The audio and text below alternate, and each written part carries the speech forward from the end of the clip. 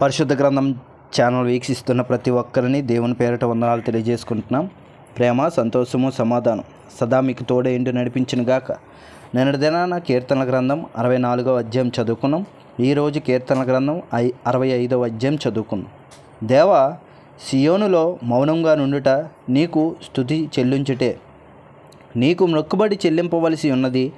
ప్రార్థన ఆలకించువాడా, సర్వ శరీరులు నీ యొద్దకు వచ్చెదరు. నా మీద మోపబడిన దోషములు భరింపజాలనివి. మా అతిక్రమములు నిమిత్తము నీవే ప్రాయశ్చిత్తము చేయుదువు. నీ ఆవరణములలో నివసించినట్లు నీవు ఏర్పరచుకొని చేర్చుకొని వాడు ధన్యుడు. నీ పరిశుద్ధాలయము చేత, నీ మందిరంలోని మేలు చేత మేము తృప్తి పొందెదము. మాకు రక్షణకర్తవైన దేవా, భూదిగంత నివాసులందరికీ, దూర సముద్ర మీదనున్న వారికి ఆశ్రయమైన వాడా, నీవు నీతిని బట్టి భీకర క్రియల చేత మాకు ఉత్తరమిచ్చుచున్నావు. బలమునే నడికట్టుగా కట్టుకొనిన వాడవై తన శక్తి చేత పర్వతములను స్థిరపరచువాడు ఆయనే సముద్రముల ఘోషను, వాటి తరంగముల ఘోషను అణుచువాడు. జనముల అల్లరిని చల్లార్చువాడు. నీ సూచక క్రియలు చూచి దిగాంత నివాసులను భయపడుదురు. ఉదయ సాయంత్రముల ఉత్పత్తులను నీవు భరితములుగా చేయుచున్నావు. నీవు భూమిని దర్శించి దాన్ని తడుపుచున్నావు. దానికి మహాదైశ్వర్యము కలగజేయుచున్నావు. దేవుని నది నీళ్లతో నిండి ఉన్నది.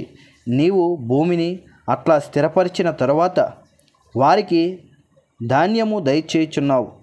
దాని దుక్కులను విస్తారమైన నీళ్లతో తడిపి దాని గనిమలను చదును చేయుచున్నావు. వాన జల్లుల చేత దానిని పదును చేయుచున్నావు. అది మొలకెత్తగా నీవు దానిని ఆశీర్వదించుచున్నావు. సంవత్సరమును నీ దయా కిరీటము ధరింపజేసి ఉన్నావు. నీ జాడల సారము వెదజల్లుచున్నవి.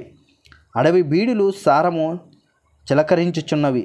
కొండలు ఆనందమును నడికట్టుగా ధరించుకొని ఉన్నవి. పచ్చిక పట్ల మందలను వస్త్రం వలె ధరించి ఉన్నవి.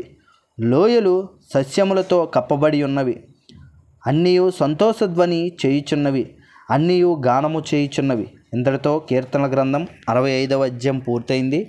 రేపటి దినాన కీర్తన గ్రంథం 66వ అధ్యాయం చదువుకున్నాం. ప్రేమ, సంతోషము, సమాధానం సదా మీకు తోడేండి నడిపించునుగాక. ఆమేన్.